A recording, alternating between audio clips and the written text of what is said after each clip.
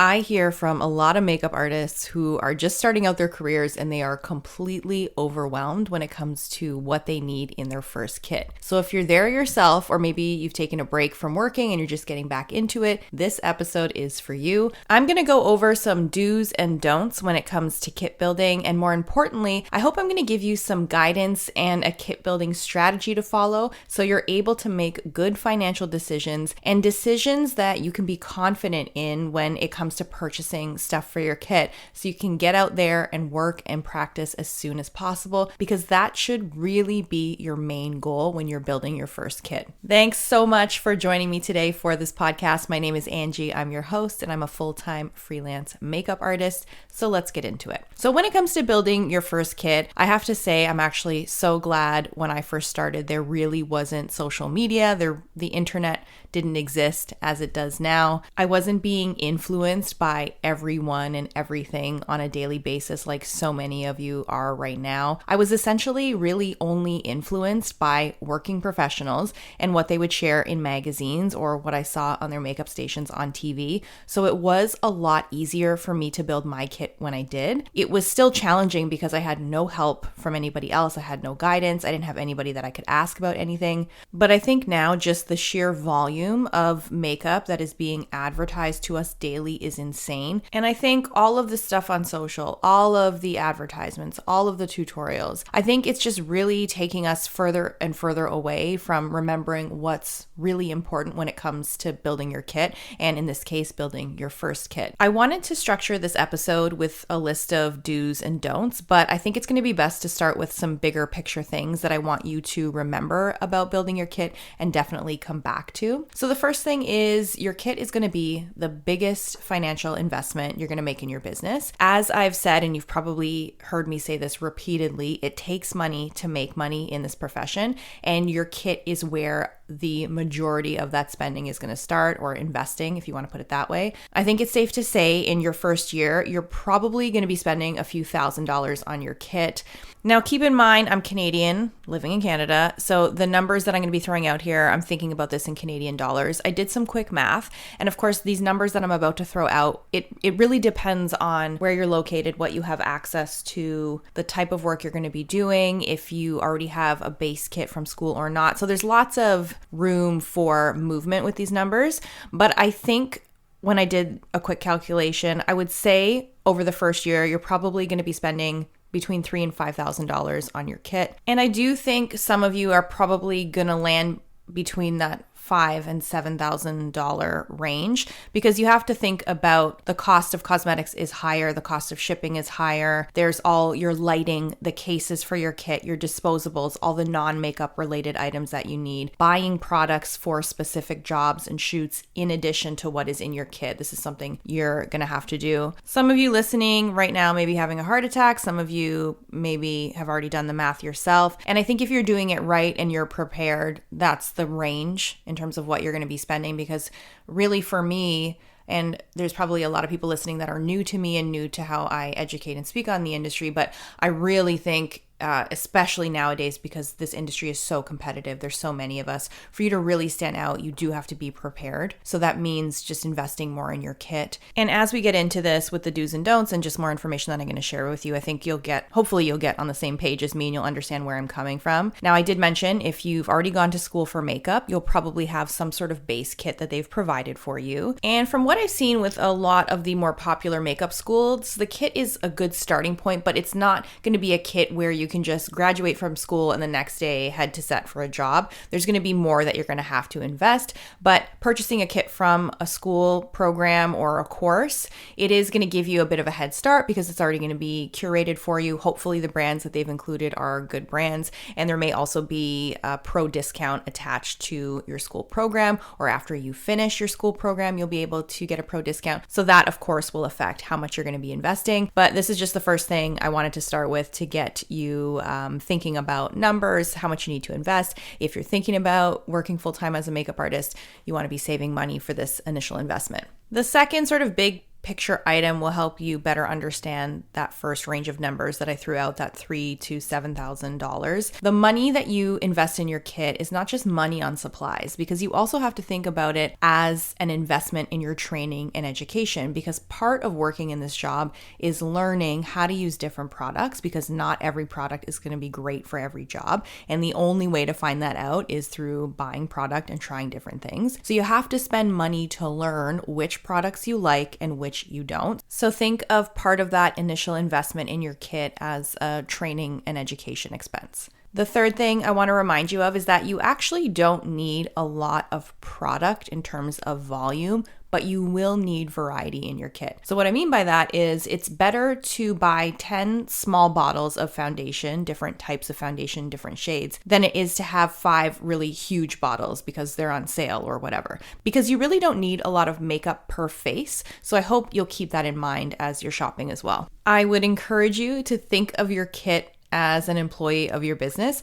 It has to help and not hinder your performance. And you want to essentially make sure you're paying this employee properly and regularly to help you with your job. We'll expand on this a little later in the do's and don'ts, but that's something else I want you to keep in mind. When buying products for your kit, it's always good to remind yourself what works for one person may not work for another. Your kit is yours and it has to work for you and your clients and your artistry. No matter who is telling you about what to buy, if you feel a product is just not working for you, that's okay. You have to remind yourself of this and you have to come back to this, because I know a lot of us continue to use products because we've heard they're good, but we just can't make it work for us for whatever reason. So if this is happening for you and you've tried everything and you've researched and you just can't figure it out, it's time to move on to something else. And the last thing before we get into the do's and don'ts, I just wanted to remind you that as you're building your business in those first few years, one top priority for you should be to do whatever it takes to qualify for pro discounts. The more you spend on your kit, the less you earn, so be mindful of that.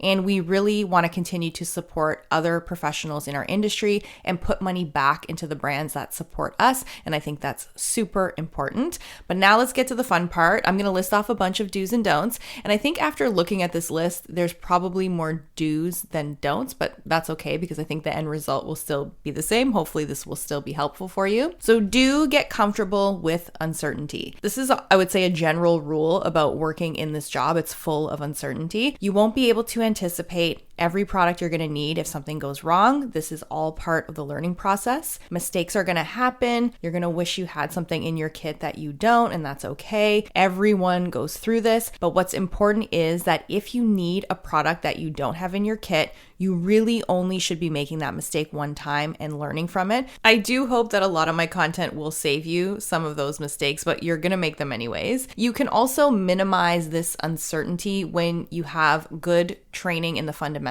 So color theory, of course, hint, hint, and you have multi-purpose and versatile products in your kit. You could buy every single trending product known to man. You could have a whole kit of the most expensive brands, but if you don't know how to use them, how are you going to troubleshoot when something comes up? You do want to pay attention to what your needs are on the jobs you're working and stock your kit accordingly. This is how you're going to build the best kit for you, which is the whole point of this process. And this just goes beyond your product selection. It goes for your station setup, the way you pack your kit, the containers that you use to put things in, the pallets that you're making. Let me throw out a couple of examples for you. So let's say you do a job and you spend a longer amount of time than you should looking for cotton swabs. And when you find them, the container that they're in, you're having trouble getting them out. You pull them out, 1,000,000 cotton swabs fall everywhere. Things like that should make you think, okay, what can I do? This is costing me some time. It's a bit awkward. So maybe after that job, you change how you're going to pack your cotton swabs.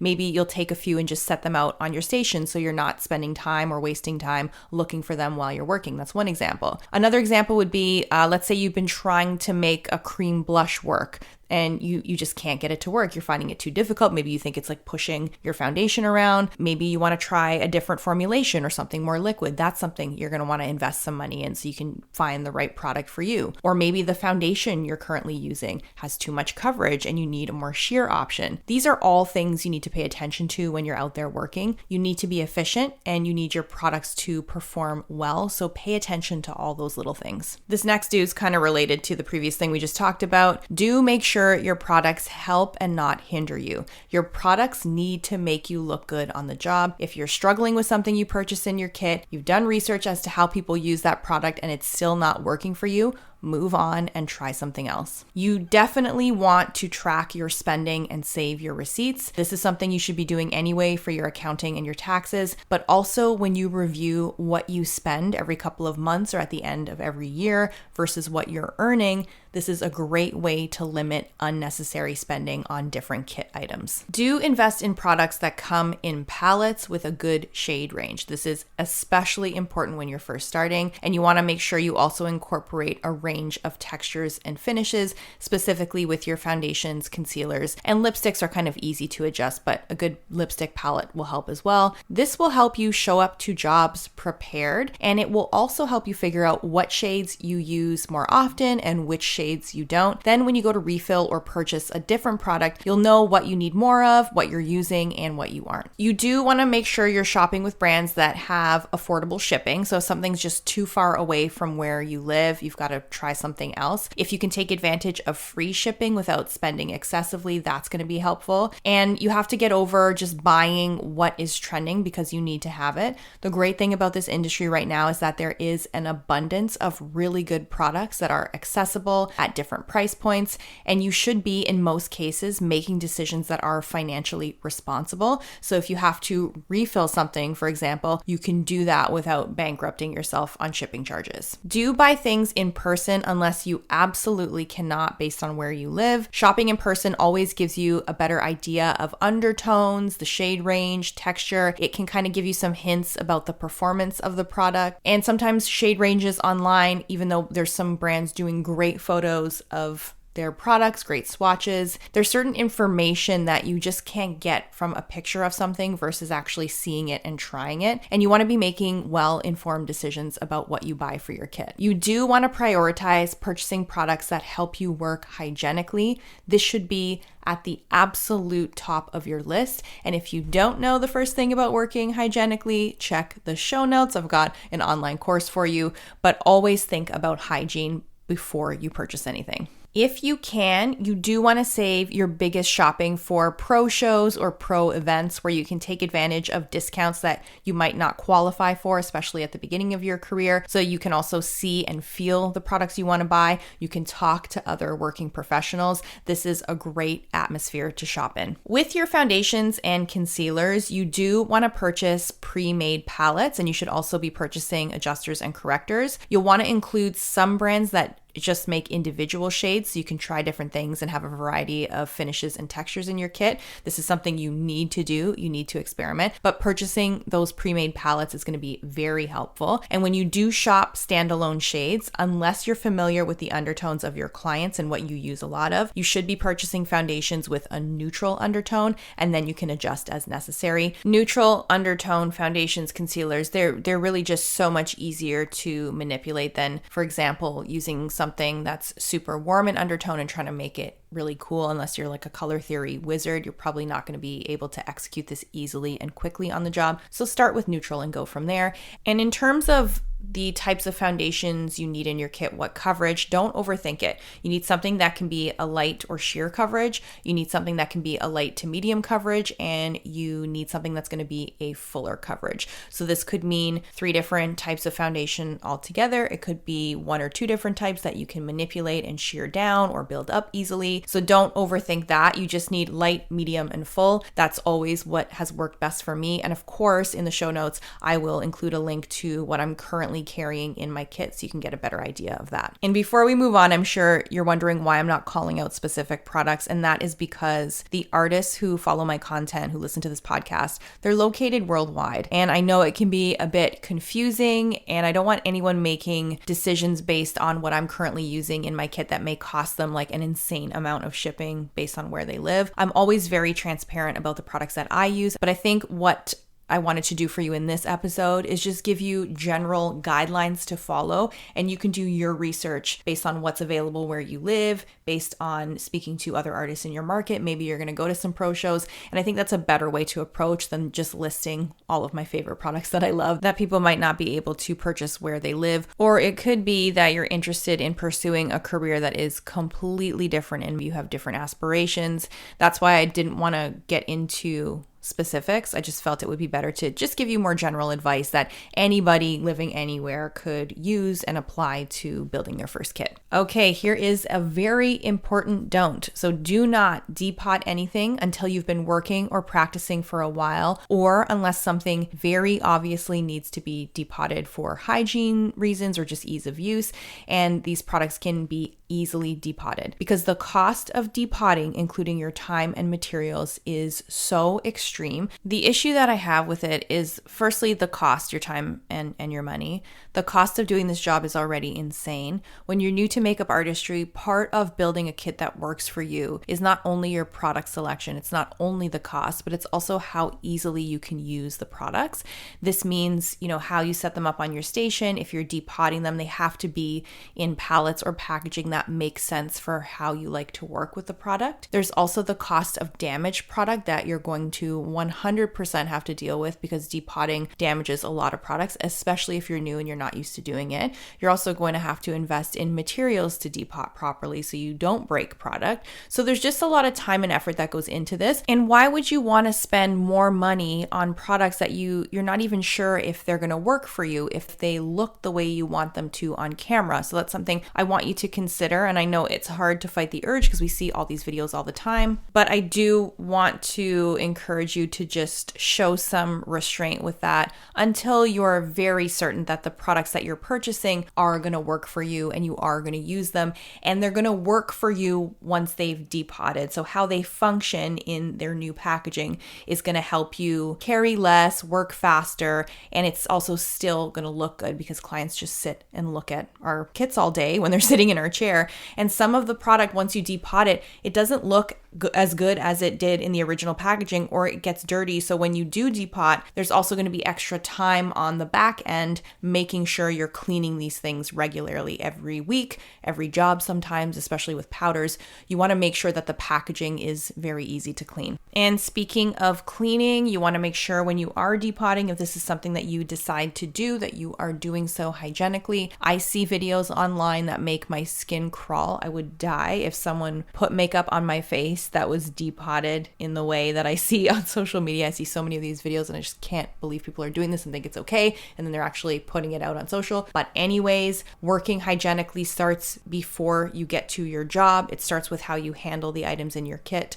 So that's something to consider. I would say easy depotting would be things like loose powder, foundations in glass bottles. They can all go in those 15 ml dropper bottles and they work well. Lipsticks are easy to depot into palettes. Skin prep, stuff like that is simple. It's not going to take a lot of time. You're probably not going to have a lot of damaged product with that. So those are just things that you may want to start with first, and then give yourself some time to work with the products in your kit so you understand how you want to work with them. And you're depotting in a way that actually keeps you more organized, speeds up your application. That's what's important. I did touch on this briefly in the intro, but do focus on variety of product. So a variety of textures and finishes and shades, especially if you're trying new products or brands. I know we see items online that come in bonus sizes, or there's like a buy one, get one free, or there's a bigger size is a better value. But if you don't end up liking or using that product,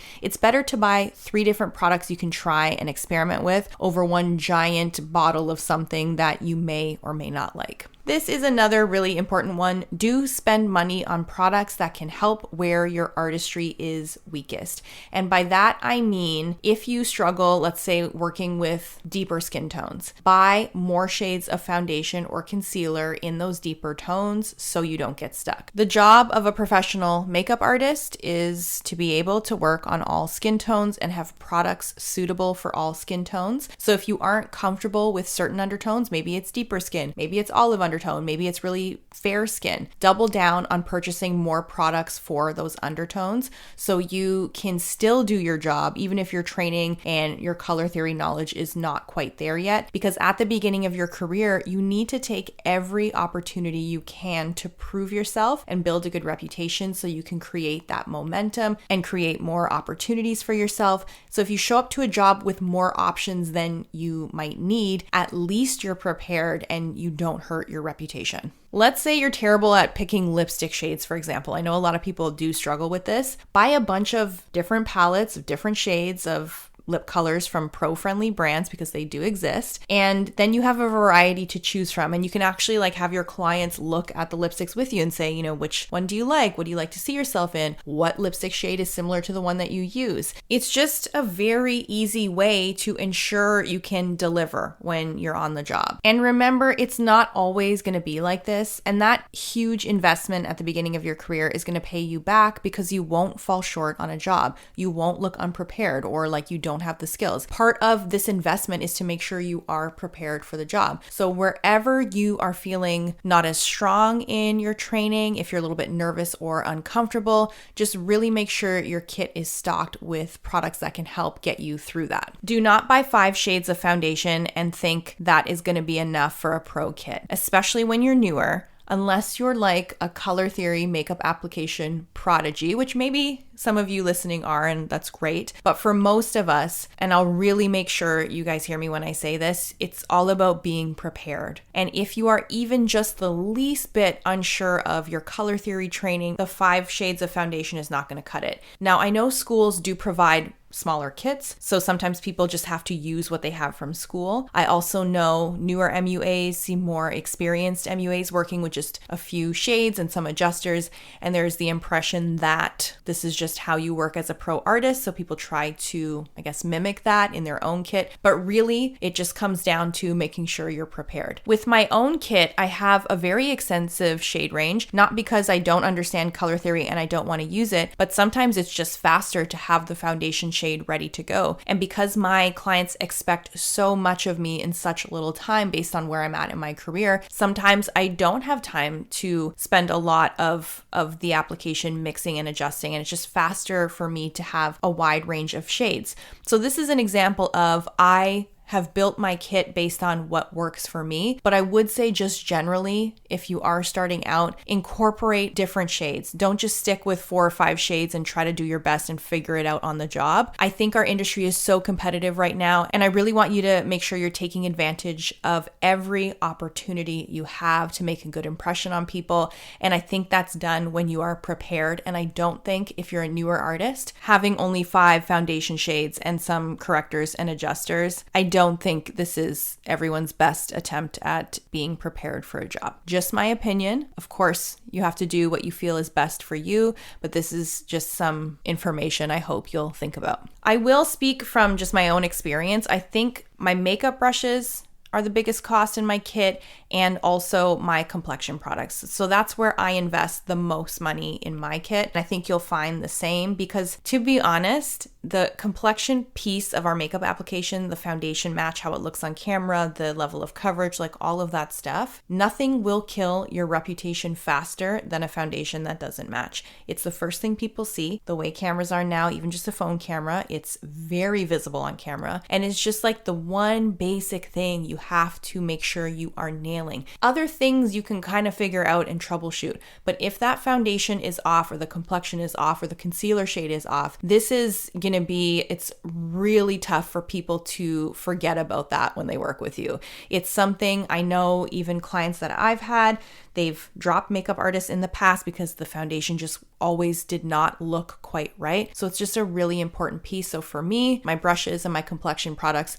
those have always cost the most in my kit. This is a good reminder I wanted to include, because I know how hard it is. Our attention gets shifted, especially if you're scrolling on social, to new products and new things that you want to buy. And when you start making money, you're just oh, I have extra money, I can buy more things. But I would suggest trying to do your best to use up everything in your kit at the beginning and only refill when something's done. And then you can move on to something else or just repurchasing the same product again. You really want to get your money's worth and learn your products. So try to use up everything you can, and don't be easily influenced to buy things you may not need. Don't buy more than you can possibly use. The example of buying more because the value is better is one that I think is a good way to illustrate this. You don't want to do that at the beginning unless you are absolutely sure you love a product and will use it up. And I mean actually use it up. Financial responsibility is so important all throughout your career. And I think some of the easiest decisions to make where you can make a positive impact on your finances are in the area of kit spending. And truthfully, you have to believe me when I tell you this, you really do not need a lot of makeup to do a job, and smaller quantities and palettes can actually last you quite a while. Do record your expiry dates of the products you're using. This is a part of working hygienically, but also if you keep track of when products are expiring, it can act as a good reminder to use things up. So none of your spending goes to waste and none of your product goes to waste. And in the show notes, I'm actually going to give you a link to a product expiry date log that I use in my business. And this template is actually from an app called Notion, which is free, and you can use it, so you can install this on your phone if you want. It's very easy to use, very self-explanatory, and the expiry date log will also alert me. And I've programmed, I think it's like 2 weeks or a month, depending on what it is, to send me an alert when my products are expiring, so I can make sure to put those products at the forefront and use them up. Do shop at pro stores and support brands that offer pro discounts. I know we kind of touched on this earlier, but it does help the industry and it will stretch your dollar further. Also, when you shop at reputable pro stores are kind of doing the work for you of narrowing down what pros in your market or in your industry are enjoying, what they use, and what makes sense. So this is kind of doing some of the detective work for you. So that's why I love shopping at pro stores. Also, you may want to invest early in any brands that allow you to customize palettes. I know it may not seem like it right now, but there will come a time, I promise you, where you are going to want to customize every little thing in your kit, because you will have a better understanding in the future of what works for you, what doesn't work, what you like, what you don't like. And knowing you already can work with and like products or can purchase products with a pro discount that are completely customizable to your needs as an artist, this is the best thing. It just makes our lives so much easier, and it just allows you to purchase things that you're actually going to use, so you're not wasting any money, and you're of course going to be able to do your job faster, easier, all that stuff. Do not buy anything that has bulky packaging or packaging that cannot be easily cleaned and disinfected unless you're sure you can depot those products into something that is easy to clean and that won't damage your products in the process. I know sometimes it's the packaging that lures us in with certain things, but having bulky, heavy packaging in your kit, it's going to catch up to you eventually, and of course not being able to clean things. A great example of this is just cardboard eyeshadow palettes. The thing with the cardboard palettes, they're very inexpensive to produce, so they keep costs lower for brands that are selling you products in this packaging, but you can't disinfect them, you can't clean them, and they start to get beat up pretty quickly, and then they look really gross in your kit. And remember, 100% of your clients are staring at your kit, and you do want to make sure that things look good, but you also want to make sure hygiene-wise you can clean and disinfect everything so you're keeping your clients safe. So try to avoid doing that. Do not spend money on items like expensive mascaras and very expensive lipsticks at the beginning, because you're going to go through such a large quantity of these products, and this is a good way to keep your costs down. And just a note about drugstore items. Yes, we know there are good drugstore items out there, but I want you to minimize how obvious these are in your kit if you are going to be including them in your kit. I do want to make sure you have a very strong start in this industry, and I want you to be able to kind of blend into the existing group of pro artists easily in your market and as fast as possible. And in order to do that, your kit has to look and function like a pro artist kit, right? Your kit has to look like the kit of somebody who's been doing this for 10 years. You'll be more confident about what's in your kit, and your clients will kind of sense that. And I do know that in many places around the world, drugstore products are the norm because that's all people have access to, and that is totally fine. But if you are not in a market like this, just minimize how obvious these products are in your kit. You do want to make sure you're buying disposables in bulk to save on your costs. When it comes to adding more luxury products, speaking of drugstore products, of course you want to have a few luxury items in your kit, but you only want to add these in when they're going to be a complete home run, meaning your clients are going to love them. They're versatile. They do what they say they're going to do. Right now, just from my own kit, if I could give you some examples, I think Charlotte Tilbury Pillow Talk lipstick is a great example of a luxury product that's a home run. Clients love it. It looks good on a lot of different skin tones. Hollywood Flawless Filter is another product. So things like that. It's good to add these in, provided they're products that are actually going to work for you. Do pay attention to who is influencing you and be mindful of why they're influencing you.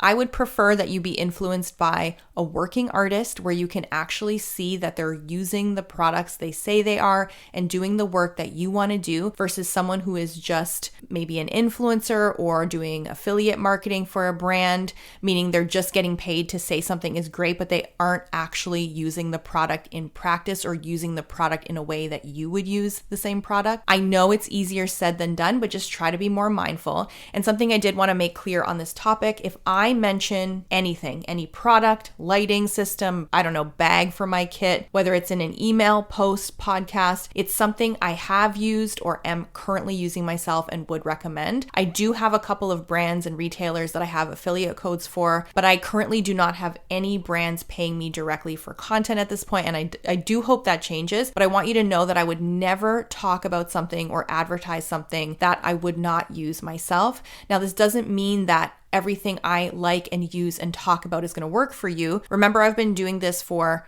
over 20 years, and I'm very tuned into what my needs are as an artist, what I like, what I dislike, what I like to see on camera, what works for my style, what works for my clients. Everything in my kit is curated for me, and you will end up like this too, but I want you to know that anything I put out to you that is a product, a bag, anything like that, I would never just blindly post about something that I haven't used. So I just want to make sure you know that. I'm sure you know this about me if you've been following my content for a while, but I'm not just going to post for the sake of posting or just because someone's offering me money to do so. I would not talk about anything unless I have used it myself. So the last thing I want you to know, you do have to be patient with the kit building process. It's a learning process like everything else. You're going to have some successes, some failures, some mistakes. Sometimes things are going to cost you more than you would want them to, but this is just how our job goes sometimes. And remember that cost, it is a training and education cost sometimes. And that is it for this episode. Thank you so much for listening. I created this episode so that you would have something to reference and come back to if you're in the process of building your kit, if you get stuck, if you get overwhelmed. And there's also some information for you in the show notes. You will find a link to my product expiry date log and a link to the products that I carry in my kit. And for things like complexion products, I always include a list of shades as well. That'll just give you a point of reference and you can see some of the brands that I like to use. And I think that's it for this week. I will talk to you next week. Have a good one.